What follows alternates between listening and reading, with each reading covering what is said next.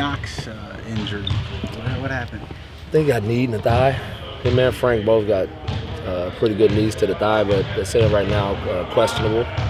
So hopefully we'll get a better diagnosis tomorrow as we can use it. Is Kevin traveling, or is he going to stay back? No, he's traveling. He's traveling, so we'll see how he feels once he's up there. I don't think he wants to miss this one. We're talking about RJ or Kevin? RJ. RJ. Yeah, I don't think he wants to miss this one. Has he been kind of pleading his case to get out there? Who, RJ? Yeah. No, I just think it's a matter of just him feeling better in general. But I think he'll be ready to go. And Kevin, do you think Kevin will? I don't know. No, he's going to go on the trip. Okay. We just don't know. Once we get up there, we'll see if he's going to be available to play. With Frank, is it more the groin or the quad? No, it's quad. He got knee in the thigh. So the groin isn't? No. I guess Kevin's was a little bit worse than Frank's. I don't know. That's out of my jurisdiction there to measure. But I think both of them are questionable, so we'll see. I can see them both really trying to get back out there to play. How important is this to RJ to go back and play? I think it's always good to go home, man, and play in front of your family and your friends that's known you your whole life, and I know he really wants to go up there and perform well for him. Are you surprised by how well Marcus Morris has shot the three this year, like even above his career standard? No. I just think he's really embraced his role on this team. I think a lot of people saw him as just one thing, and he's showing people that he can do a lot more. And like I said, the biggest thing that I've seen from him that I marvel at is his leadership capabilities, and I'm just really happy to have him as our leader.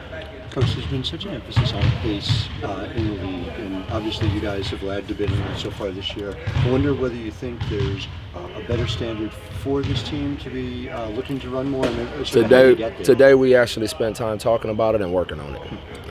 Because we got to get more possessions in the game. To get over the hump and give ourselves more shots at the rim. So today we played with a 12-second shot clock, just to get the idea that we got to get into our stuff quicker, we got to get up the floor faster, get into our actions faster. So hopefully there'll be some carryover for that. Why do you think you haven't played as fast as you'd like? I don't know. Because you've been pushing pace. Oh yeah, I've been prodding them. It's a pride. I just, once they get in there, we just, for whatever reason, we don't play as fast as we like. I think, how they measure pace as well is not necessarily conducive to how fast you're playing. I think a lot of times, because if you don't get a shot on goal, it takes away from what your actual pace is. And so the actual speed we're playing at, I think, is fine. I just think it's constantly making sure we get a shot on goal every time down. And often can we get 2 shots on goal with offensive rebounds and things like that. How does the defending the three become solved? Because it seems like that's the one thing. That's the next thing. That's really is, and we just work on it. You work on that getting uncomfortable where you got to take one more step closer to that three-point shooter. And obviously, a lot of it is it's tough to challenge shooters in this league today because of the way that, if you slide under them at all or anything like that. And so a lot of times we're closing short to avoid the foul. But I'm just telling them we got to sell out more on getting the guys and getting them off the three-point line. Almost more that you give up, the two and make it. Well, hopefully not give up the two, but get them off the line. Yeah, just try to get them to run them off the three-point line, make them put the ball down more and play off the dribble a little more. Yeah. Richard Jefferson said that. No comment. You stand by the team's comment? I didn't even read the team's comment. Yeah, but no comment.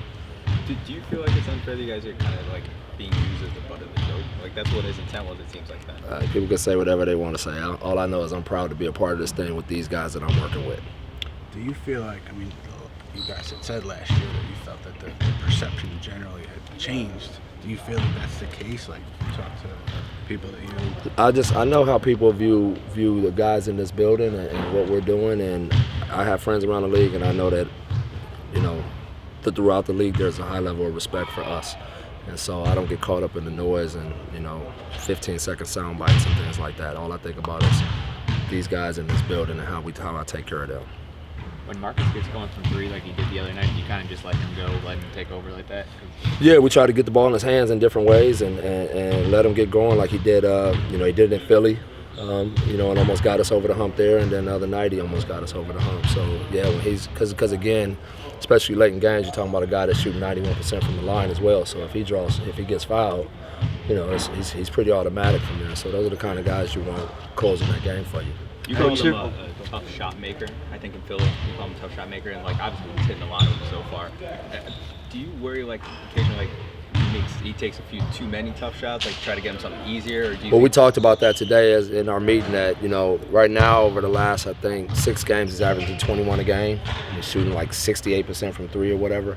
And I just told him, I said, how do we get you 2 easy layups where you run the floor pace again? Can you get up the floor and go get you a couple cheap layups? Can you get up the floor and get fouled a couple times and get to the line 4 more times, you know, or something like that? Just, you know, so now, you know, it's not just the 3 ball or it's not just a tough 2 over the top of the guy, but now you're getting some easy ones in, and you're learning how to score in multiple ways. Do you believe that the point guard though will be able to keep that pace that you Absolutely, absolutely. Because it's not about just the guy running the ball up the floor. It's about pitching the ball ahead. It's about everybody filling the lane. It's a commitment to running, all 5 guys. So it's not just the guy with the ball. It's all 5 guys, you know, being committed to it. We ask you a lot about Julius and how he's progressing on offense. Yeah. What have you seen from him defensively, just in general? Starting to get better. His switches have been fantastic. He's sliding his feet well. The thing I'm always hammering him about is the weak side and not letting that be the time that he takes a break. You know, but other than that, you know, like I said, over the last, I guess 6 games that I looked at, you know, I've been really looking at a 6-game pocket recently. You know, offensively, he's been playing great, 18 points a game. He's shooting 39 from 3. You know, the big thing for him right now is concentrating and knocking down those free throws. And then he'd be right back where he was, you know, last year from a scoring standpoint. And the same emphasis that we talked about with Marcus. Can you go get you some easy ones? Can you get up the floor, get you 2 layups? You know, can you get to the line 3 or 4 more times a game just because you ran the floor hard? And so, you know, he really took that to heart. And, we'll see if it applies in Toronto. A little bit different One more, subject, just a Thanksgiving dinner. Yeah. What is your go-to food and why? Oh, that's a tough one, brother. I know what I miss. It ain't my go-to no more. And I'm gonna call my aunt, see if she can ship something out to me. But my aunt makes a corn pudding that's fire, and I really miss that. But you know, my wife usually does a heck of a job with Thanksgiving dinner from the standpoint. But I like turkey sandwiches, to be honest with you. I'm the next day guy with the leftovers and all of that stuff. So yeah, turkey sandwiches.